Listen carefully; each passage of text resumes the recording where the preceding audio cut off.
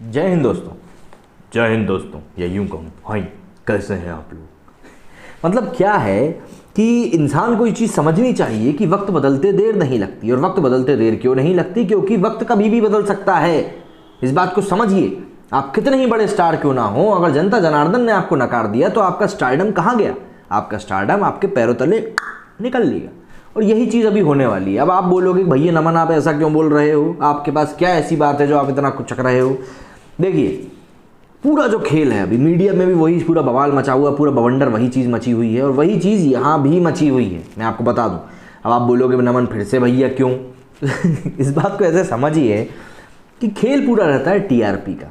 आपको ध्यान होगा कि बीच में सुनील ग्रोवर का एक शो आया था, मेरे को नाम ध्यान नहीं आ रहा, जो उन्होंने कपिल शर्मा शो के कंपटीशन में लाया था। उस शो की टीआरपी इतनी घटिया थी कि उस शो को बीच में ही बंद कर दिया गया। कुछ 2 4 5 शो टेलीकास्ट हुए उसके और फिर उसको बंद कर दिया गया। अब शो अच्छा था या बुरा था ये मैं नहीं जानता क्योंकि मैंने वो देखा नहीं, बट उसकी टीआरपी इतनी गंदी आई कि उसको बंद करना पड़ा क्योंकि उनको ऐड ही नहीं मिल रहा था। सीधी सी बात है, आप कोई शो बना रहे हो और आपको ऐड नहीं मिलता है तो कोई मतलब नहीं निकलता ना उस शो को करने का। बस वही चीज़ यहाँ पे भी हुई। तो अब केबीसी हमारे सामने आया और हाँ, जब से एसएसआर का मामला हुआ है तब से जो आने वाले समय में जो मूवीज़ हैं, जो रियलिटी शोज़ हैं जिनसे बड़े बड़े स्टार जुड़े हुए हैं, उसके ऊपर जनता की खासी नज़र थी। जनता ये देखना चाहती थी कि इन शोज़ का क्या हाल होता है, क्योंकि लगातार इन सभी को बॉयकॉट करने की मांग चल रही थी। और बॉयकॉट करने का कोई ये कारण नहीं था कि किसी का नुकसान चाहते हैं, ऐसा कुछ ये सब बिल्कुल नहीं था।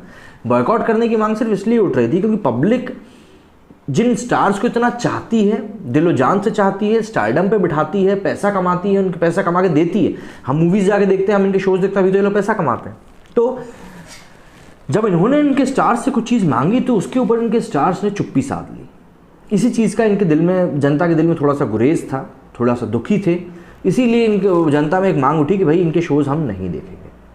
अब जबकि केबीसी की टीआरपी सामने आई है, बहुत ज़्यादा शॉकिंग टीआरपी सामने आई है। मैं आपको एक चीज़ बता दूं, केबीसी 12 की जो टीआरपी सामने आई है वो है मात्र मैं कह रहा हूं, ध्यान रखिएगा, मात्र देवियों और सज्जनों 1.4। जी हाँ, 1.4 इसके इतिहास में कभी नहीं रही है यार। मतलब इतनी गंदी टीआरपी, इसका अंदाज़ा आप इसी से लगा लीजिए कि एक शो जो मैंने चलते फिरते, शायद मेरी दादी या ताई देख रही थी, कोई तो भी देख रहा तब मैंने देख लिया था, शहनाज का शो था, वो मुझसे शादी करोगे। मतलब मैंने 15-20 मिनट का शो देखा था, मुझे समझ में आ गया था कि शर्मा जी ये शो जो है, तो उस शो से भी कम है इसकी टीआरपी। जबकि केबीसी को देखना सभी लोग पसंद करते हैं क्योंकि कहीं ना कहीं इनकी जनरल नॉलेज में थोड़ा बहुत इजाफा हो जाता है। अमिताभ बच्चन की जो डिलीवरी रहती है, बोलने का तरीका, बात करने का तरीका, देवियों और सज्जनों, लोगों को बहुत पसंद आता है।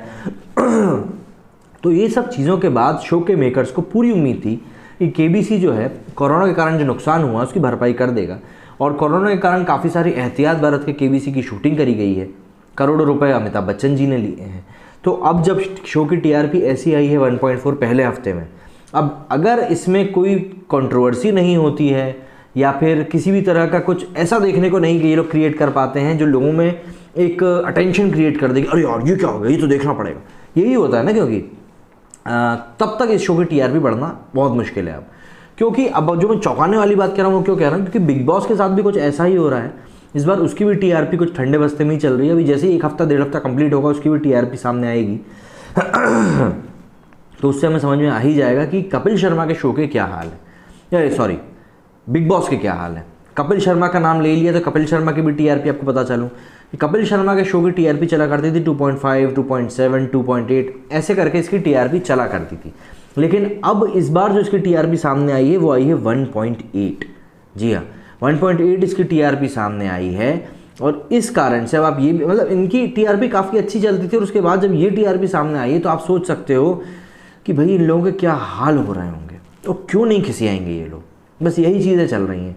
बिग बॉस की भी टीआरपी सामने ही आने वाली होगी। बिग बॉस के पास हालांकि एक जो मैं कहूँगा नेगेटिव एडवांटेज रहता है। अब एडवांटेज भी है और नेगेटिव भी है। इसको ऐसे समझिए कि नेगेटिव मार्केटिंग होती है। मतलब किसी चीज़ को आपको फैलाना है, तेज़ी से फैलाना, तो उसके बारे में गलत चीज़ फैला दो, थोड़ी सी बदनामी होगी पर बात लोगों में फैल जाएगी कि भाई ऐसा कुछ हुआ है।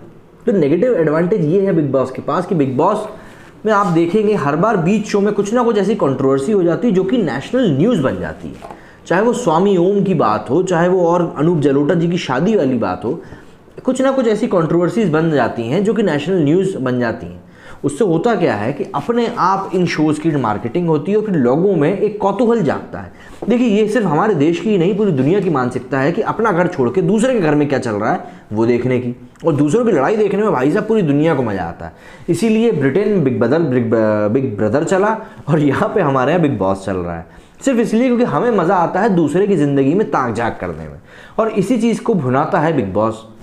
जैसे ही ये देखेंगे कि भैया इनकी टीआरपी अच्छी नहीं आ रही है, तो कुछ ना कुछ कंट्रोवर्सी का तड़का लगा के आपके सामने एक प्रोमो डाल दिया जाएगा और कुछ एक वीडियोस होंगे, क्लिपिंग्स होंगी जो कि सोशल मीडिया पे वायरल कर दी जाएंगी। अब वायरल वीडियोस तो हर कोई देखता ही है, हालांकि वायरल वीडियो से कुछ चीज़ें अच्छी भी हो जाती है, जैसे कि कल हमने देखा बाबा का ढाबा, मतलब क्या कहूँ, बस दिल खुश हो गया, आप यूँ ही के समझ लीजिए। तो वायरल वीडियो से काफ़ी कुछ हो सकता है। तो बिग बॉस के पास एक ये एडवांटेज है कि वो कुछ ना कुछ ऐसी कंट्रोवर्सी क्रिएट करके अपनी टीआरपी को बढ़ा सकते हैं। लेकिन बात वही है ना कि जनता अगर जाग चुकी है तो फिर इन सब तरह के तड़कों से मुझे नहीं लगता है किसी भी तरह का भला हो पाएगा। और अब जब जनता सोच के बैठ ही चुकी है कि भाई हमें नहीं देखना, तो फिर कोई मतलब ही नहीं है।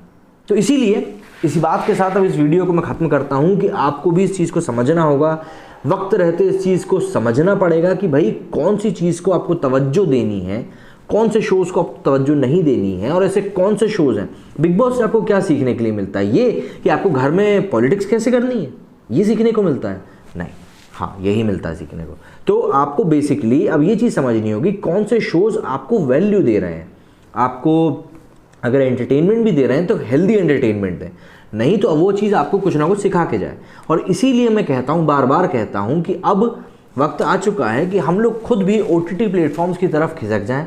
क्योंकि देखिए ऐसा है, मैं जानता हूँ कि कई लोगों की एक नीड होती है एंटरटेनमेंट की। दिन भर कोई इंसान काम करके आ रहा है, थका मांदा है, दिमाग ख़राब है, बॉस से लड़ाई हुई है, साथ वाले से लड़ाई हुई है, घर में ही लड़ाई हुई है, तो ऐसे में फिर लगता है कि यार कुछ देर के लिए हम टीवी देख लें या कुछ देख लें जिससे कि हम उतनी देर के लिए खो जाएं और हम अपने आप को काम डाउन कर सकें। इसलिए ये एक नेसेसिटी टाइप की है। तो ऐसे में आप OTT प्लेटफॉर्म्स की तरफ जा सकते हैं, वहाँ पे आपको इंग्लिश शोज़ मिल जाएंगे, हिंदी के भी कई सारे शोज़ अब आ चुके हैं, वो काफ़ी अच्छे आ चुके हैं। तो आप उन शोज़ को जाके देखिए, वो शोज़ बहुत अच्छे बनाए जाते हैं, बहुत उम्दा बनाए जाते हैं, आप उनको देख सकते हैं। उनको देख के भी आपको, मेरे को ऐसा फील होता है कि मनोरंजन ही फील होगा, तो आप उनको देख सकते हैं। तो ऐसा नहीं कि अब हमारे पास अल्टरनेटिव नहीं है, हमारे पास अल्टरनेटिव हैं। तो आपको जो देखना है अब आप वो देख सकते हो। आपके पास मजबूरी नहीं है कि यार यही आ रहा है अब तो यही देखना पड़ेगा। अब हमारे पास मजबूरी नहीं है, अब हमारे हाथ में, क्या कहूँ, हाथ में मोबाइल है जिसमें बटने हैं, उन बटनों को आप दबा के आपको जो देखना है आप वो देख सकते हैं। अब सब कुछ आपके हाथ में है। अब असली मायनों में जनता जनार्दन बन चुकी है, और अब आप ये तय करेंगे कि कौन सिंहासन पर बैठेगा और कौन सिंहासन पर नहीं बैठेगा। समझ रहे हैं ना? तो इसीलिए इस बात को ध्यान रखिए कि आप जो देखना चाहें अब आप वो देख सकते हैं, आपके पास कोई मजबूरी नहीं है। और जो ये TRP के रिजल्ट सामने आए हैं, उन्होंने वैसे भी बता दिया है कि अब जनता वाकई में समझदार हो चुकी है। मेरे इस वीडियो में फ़िलहाल इतना ही। जल्द ही आपसे नए वीडियो में दोबारा मुलाकात होगी। जय हिंद, जय भारत।